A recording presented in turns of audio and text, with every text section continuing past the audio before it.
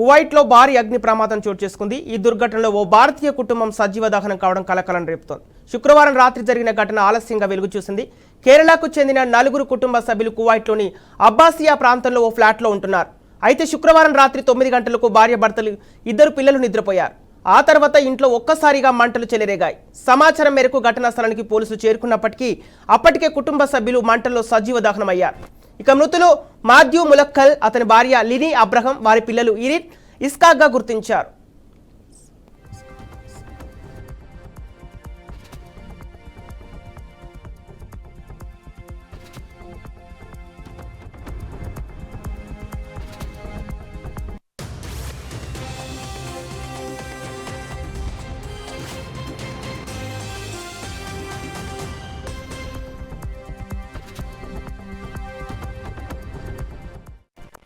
వీళ్ళు కేరళలోని అలప్పూజ జిల్లాలో నీరప్పుట్టారానికి చెందినట్లు పోలీసులు గుర్తించారు.